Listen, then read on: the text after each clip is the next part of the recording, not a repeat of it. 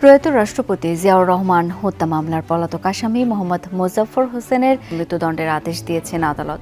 একই মামলায় 3 জনকে যাবজ্জীবন কারাদণ্ড দেওয়া হয়েছে। দুপুরে জেলা ও দায়রা জজ আদালতের বিশেষ দায়রা জজ আদালতের বিচারক ফারহানা ফেরদৌস এই রায় দেন।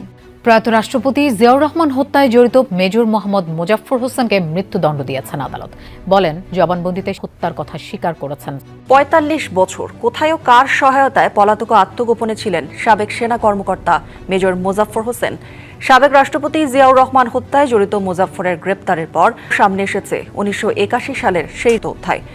৪৫ বছর ধরে ছিলেন পলাতক, কিন্তু ছদ্মনামে নিয়মিত কথা হতো 111-এর বিতর্কিত সেনা কর্মকর্তা মাসুদ উদ্দিন চৌধুরীর সাথে। আর চ্যানেল 24-এর হাতে এসেছে মোজাফফর ও মাসুদ উদ্দিন চৌধুরীর 2 বছরের কল রেকর্ড। দীর্ঘ ৪৫ বছর ধরে পালিয়ে থাকা জিয়ার অন্যতম শত্রু মেজর মোজাফফর গত বুধবার মধ্যরাতে বনানী DOHS এলাকা থেকে ঘাট ধরে তুলে এনেছেন ডিবি পুলিশ। দেশ জুড়ে একটাই জল্পনা কল্পনা, জেলের অন্ধকার প্রকোষ্ঠে ঠিক কি অবস্থা এই ধূর্ত কালপ্রিটের। ভেতরের খবর হলো সেখানে রীতিমতো ডিম থেরাপি চলছে, আর এই থেরাপির চোটে কেঁদে কেঁদে অজ্ঞান হয়ে যাচ্ছে এক সময়ের প্রতাপশালী মেজর। প্রয়াত রাষ্ট্রপতি জিয়াউর রহমান হত্যায় জড়িত মেজর মোহাম্মদ মোজাফফর হোসেনকে মৃত্যুদণ্ড দিয়েছেন আদালত। শহীদ রাষ্ট্রপতি জিয়াউর রহমানের ঘাতক মোজাফফর হোসেনকে যদি একবার নয় একাধিকবারও ফাঁসি প্রদান করা হয়, তাহলেও তার উপযুক্ত শাস্তি হবে না।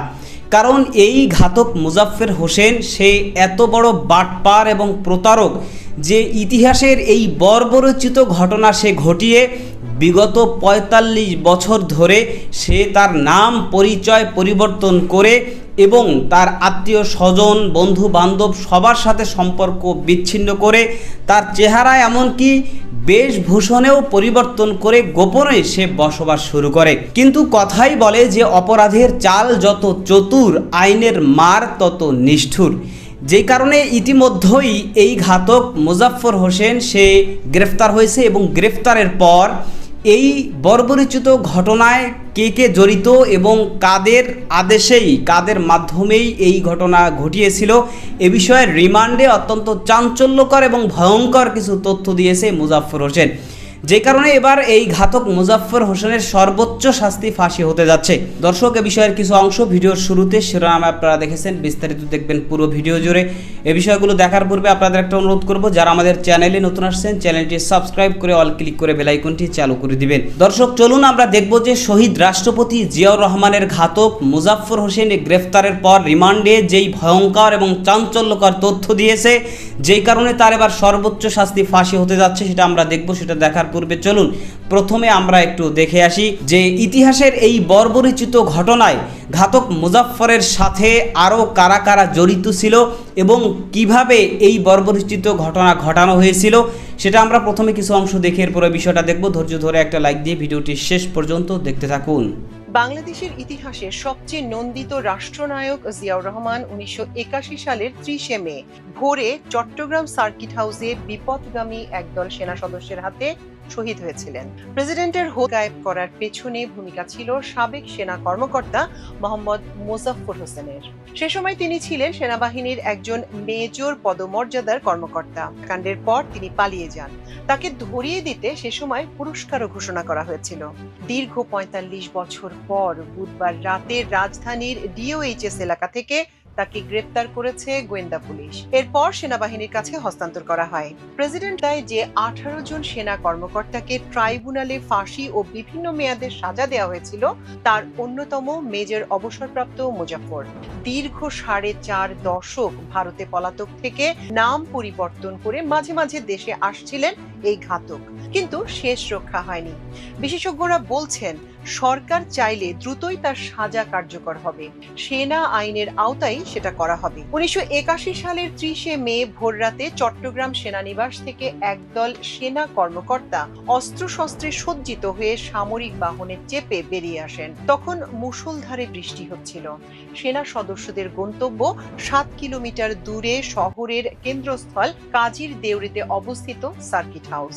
ব্রিটিশ আমলে গড়া বাংলো প্যাটার্নের দৃষ্টিনন্দন ৩ তলা এই ভবনে তখন অবস্থান করছিলেন সে সময়ের রাষ্ট্রপতি জিয়াউর রহমান, যিনি ছিলেন বাংলাদেশের ইতিহাসের সবচেয়ে জনপ্রিয় রাষ্ট্রনায়ক। আগের দিন তিনি এখানে গিয়েছিলেন রাজধানী থেকে স্থানীয় বিএনপিতে চলতে থাকা কোন্দল মেটাতে।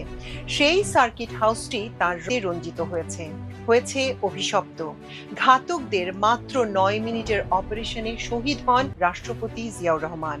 ইতিহাসের কলঙ্কিত অধ্যায় সেই ভয়াবহ হত্যাকাণ্ডে অন্যান্যদের সঙ্গে জড়িত ছিলেন গ্রেপ্তার হওয়া মেজর অবসরপ্রাপ্ত মোজাফফর হোসেন। তিনি ভোর 4:30টার কিছু পরে চট্টগ্রাম সেনানিবাসের 24 ডিভিশনের কমান্ডার মেজর জেনারেল আবুল মঞ্জুরকে ফোন করে জানান, the president has been killed. পরে প্রেসিডেন্ট সহ 3 জনের লড়ার উদ্দেশ্যে পাহাড়ে একটি গর্ত খুঁড়ে একসঙ্গে মাটি চাপা দেন এই ঘাতক মোজাফফর। প্রেসিডেন্ট জিয়ার হত্যাকাণ্ড নিয়ে অনেক অনুসন্ধান হয়েছে। সেনাবাহিনী, সরকার ও সাংবাদিকরা রহস্য ভেদ করার চেষ্টা করেছেন। অনুসন্ধানে উঠে আসে জঘন্য সেই হত্যাকাণ্ডের পর মেজর মোজাফফরের নেতৃত্বে একটি দল গায়েব করেন। গহীন জঙ্গলের একটি টিলায় হেলা ফেলায় প্রেসিডেন্ট জিয়া ও অন্য 2 সেনা কর্মকর্তার মাটি চাপা দিয়ে আসেন। অভ্যুত্থান ব্যর্থ হওয়ার পর ব্রিগেডিয়ার হান্নান শাহর নেতৃত্বে একটি দল সেখান থেকে উদ্ধার করে নিয়ে আসেন এবং হেলিকপ্টারে করে ঢাকায় পাঠান। বিগত 45 বছরে দেশে বিদেশে কখনো প্রকাশ্যে কখনো গা ঢাকা দিয়ে থাকা অবস্থায় সাক্ষাৎকার দিয়ে ঘাতক মোজাফফর প্রেসিডেন্ট জিয়াউর রহমানের দাফন সম্পর্কে নিজের মতো করে নানা বয়ান দেন। জিয়াউর রহমানের যৌক্তিকতা প্রতিষ্ঠারও চেষ্টা করেন বিভিন্ন সময় দেয়া বক্তব্যে। অনুসন্ধানে জানা যায় যে চট্টগ্রাম সেনানিবাস থেকে 29 দিবাগত রাত ও 30 মের ভোর রাত 3:30টায় 3টি গাড়ি নিয়ে 16 জন সেনা কর্মকর্তা রওনা হন। প্রেসিডেন্ট জিয়া তখন সার্কিট হাউসে ঘুমিয়ে গুলি করতে করতে তাদের একটি দল দোতলায় উঠে যায়। গোলাগুলির শব্দ শুনে বাইরে কি হচ্ছে দরজা ফাঁক করে দেখার চেষ্টা করেন হতচকিত প্রেসিডেন্ট জিয়া। তখন গর্জে ওঠে আততায়ীর হাতের আগ্নেয়াস্ত্র। 9 মিনিটেই তারা অপারেশন শেষ করে। ভোর 4:30টার কিছু পরে চট্টগ্রাম সেনানিবাসের 24 ডিভিশনের কমান্ডার মেজর জেনারেল আবুল মঞ্জুরকে ঘাতক মেজর মোজাফফর হোসেন ফোন করে জানান, the president has been killed.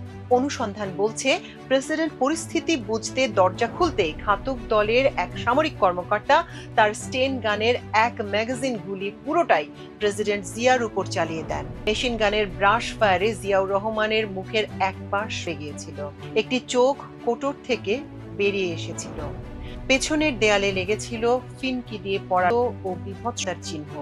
বারান্দায় পড়ে থাকা প্রেসিডেন্টের রাতের পোশাক সাদা ধবধবে পাজামা পাঞ্জাবি লাল হয়েছিল।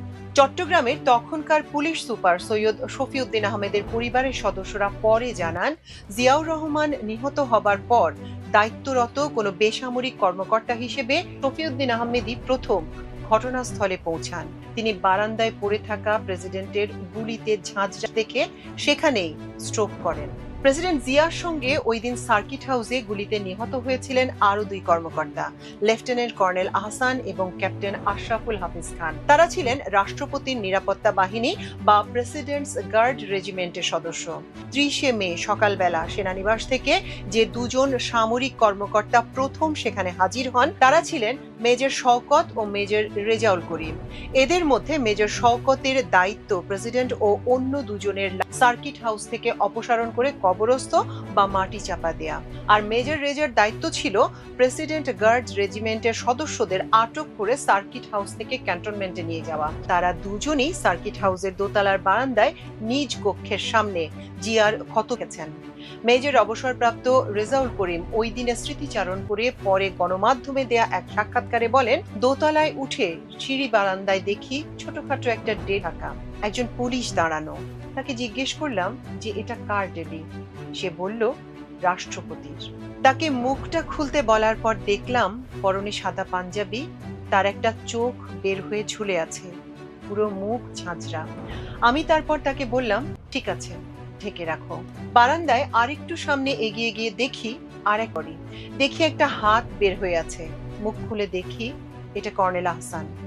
আরেকটু সামনে গিয়ে দেখি একটা বড় সড়ক, সেটা শুধু পা বের হয়ে আছে, সেটা খুলে দেখি আমার বন্ধু ক্যাপ্টেন হাফিজ। মেজর অবসরপ্রাপ্ত রেজাউল করিম ওই সাক্ষাৎকারে বলেন, সার্কিট হাউস থেকে রাষ্ট্রপতি জিয়া ও আরো 2 সেনা কর্মকর্তার সংগ্রহ করে তা সমাহিত করার দায়িত্ব দেয়া হয় মেজর শওকত ও মেজর মোজাফফরকে। এই দায়িত্ব দিয়েছিলেন লেফটেন্যান্ট কর্নেল মতিউর রহমান, যাকে জিয়া হত্যার পরপর চট্টগ্রাম সেনানিবাসে সবচেয়ে সক্রিয় দেখা গেছে। মেজর অবসরপ্রাপ্ত রেজাউল করিমের ভাষ্যমতে কর্নেল মতিউর রহমান দাঁড়িয়ে আছেন, তার হাতে চাইনিজ স্টেন গান। আমাকে দেখেই বললেন, রেজাউল কাম হিয়ার, তুমি সার্কিট হাউসে যাও, তুমি মেজর শওকত, মেজর মোজাফফর ও আরো কয়েকজন অফিসারকে নিয়ে যাও, প্রেসিডেন্টের ডেড পাহাড়ের ভেতর কোথাও কবর দিয়ে আসো। আমি তাকে বললাম, সরি স্যার, আমাকে অন্য কাজ দেন। আমি মেজর শওকতকে দেখিয়ে দিলাম। উনি তখন শওকত ও মোজাফফরকে ডেকে নিয়ে যেতে বললেন, আর আমাকে বললেন ওখানে গার্ড রেজিমেন্টের যেসব সদস্য আছে তাদের নিয়ে আসতে। প্রেসিডেন্ট জিয়াউর রহমান সহ 3 সেনা কর্মকর্তার একটি সামরিক পিকআপ ভ্যানে তুলে দাফনের উদ্দেশ্যে রওনা দেন মেজর শওকত ও মেজর মোজাফফর। মেজর অবসরপ্রাপ্ত রেজা বলেন, ওরা 3টা বডি ওদের গাড়িতে ওঠালো, আর আমি আমার লোকগুলোকে অস্ত্র জমা রাখার পর আমার গাড়িতে ওঠালাম।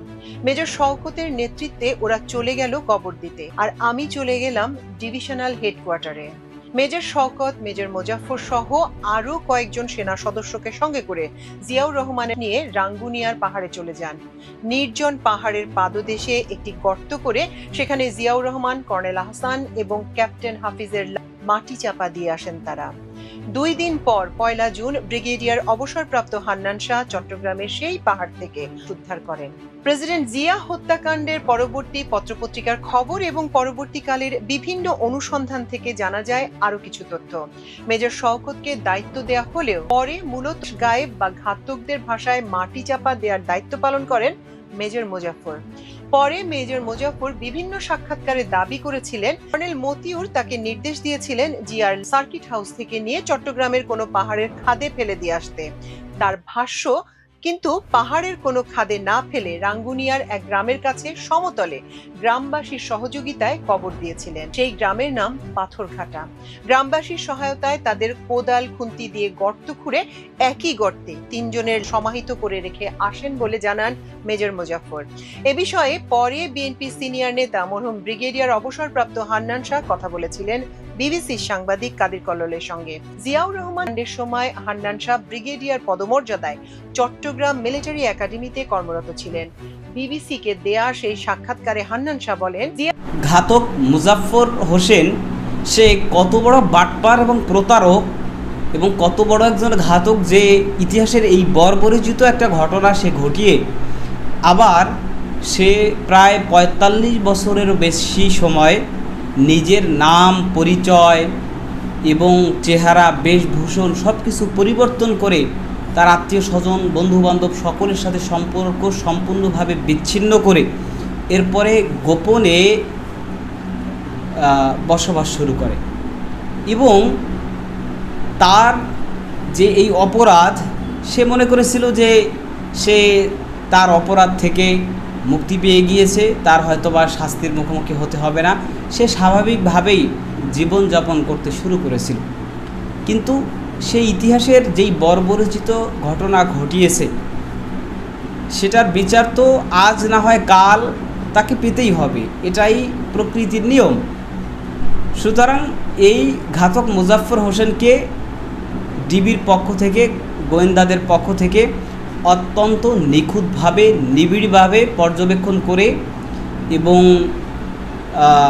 যাচাই বাছাই করে এই ঘাতক মুজাফফর হোসেনকে আইন শৃঙ্খলা রক্ষাকারী বাহিনী তারা তাদের হেফাজতে নিয়েছে। এই ঘাতক মুজাফফরকে তার সন্তানদের মাধ্যমে মূলত আইন শৃঙ্খলা রক্ষাকারী বাহিনী তারা খোঁজ করে বের করেছে।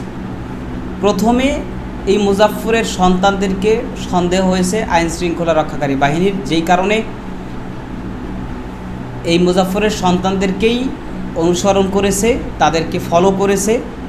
এবং সবথেকে বড় কথা হচ্ছে, এই মুজাফফরের চেহারার উপর একটা তিলের দাগ ছিল, যেই কারণে আইন শৃঙ্খলা রক্ষাকারী বাহিনী তারা এই বিষয়টাকে ফলো করেছে এবং তারা সেই অনুপাতেই সবসময় খেয়াল করেছে যে এরকম আকৃতির কোনো মানুষ কোথায় পাওয়া যায় বা কোথায় মিলে, যেখানেই পাওয়া যাবে সেখানেই তাকে ধরতে হবে, কারণ সে ইতিহাসের এই বর্বরোচিত ঘটনার একজন ঘাতক। সুতরাং যেই কারণে কিন্তু আইনশৃঙ্খলা রক্ষাকারী বাহিনী তার খোঁজে তার সন্তানে ছিল এবং তার সন্তানদের অনুসরণ করতে করতে তার বাসায় চলে আসে গোপনে। তো দূর থেকে তার বাসা পর্যবেক্ষণ করে এবং তার বাসাকে ফলো করার পরে এই ঘাতক মোজাফফর হোসেনকে আইনশৃঙ্খলা রক্ষাকারী বাহিনী দেখে ফেলে। কিন্তু এরপরেও আইনশৃঙ্খলা রক্ষাকারী বাহিনী তারা পরিপূর্ণভাবে শিওর হতে পারেনি, যে কারণে গোয়েন্দা সংস্থার লোকজন তারা এতটা নিখুঁতভাবে এবং নিবিড়ভাবে পরিকল্পনা করে যে মুজাফফর কোনোভাবে সন্দেহ করতে পারে না, কারণ তার সন্তানরা যেই কোম্পানিতে চাকরি করে সেই কোম্পানির একজন কর্মকর্তা হিসেবেই পরিচয় দিয়ে এরপরে গোয়েন্দা সংস্থার লোক তারা বাসায় আসে এবং বাসায় এসে যখন তার সন্তানদের সাথে দেখা করার কথা বলে, তো তখন মুজাফফর নিজে সামনে এসে জিজ্ঞেস করে যে কি সমস্যা আমাকে বলেন। তখন তারা বলে যে তাহলে আপনি কে, আপনাকে তো আমরা চিনি না। তখনই মুজাফফর নিজেই মুখ থেকে নিজেই স্বীকারোক্তি দিয়ে দেয় যে আমি মুজাফফর এবং সে আমার মেয়ে, কি সমস্যা বলেন। এরপরে আইনশৃঙ্খলা রক্ষাকারী বাহিনী তারা কিন্তু পরিপূর্ণভাবে 100তে 100 নিশ্চিত হতে পারে এবং তারা এই ঘাতক মুজাফফরকে গ্রেফতার করে আইনশৃঙ্খলা রক্ষাকারী বাহিনীর হেফাজতে নিয়ে নেয়। এখন দেশের মানুষের প্রত্যাশা এবং দাবি হচ্ছে যে এই ঘাতক মুজাফফর সহ কারা কারা এই ইতিহাসের বর্বরোচিত ঘটনার সাথে জড়িত রয়েছে সেটা বের করতে হবে তদন্তের মাধ্যমে এবং রিমান্ডের মাধ্যমে, এবং বের করে এই ঘাতক মুজাফফরকে সর্বোচ্চ শাস্তি প্রদান করা যাতে হয়। এ বিষয়ে আপনার মতামত কি সেটা কমেন্ট সেকশনে জানাতে পারেন। ভালো থাকবেন, সুস্থ থাকবেন, দেখা হবে নতুন কোনো ভিডিওতে, কথা হবে নতুন কোনো বিষয়। আজকে পর্যন্তই। আসসালামু আলাইকুম রহমতুল্লাহ।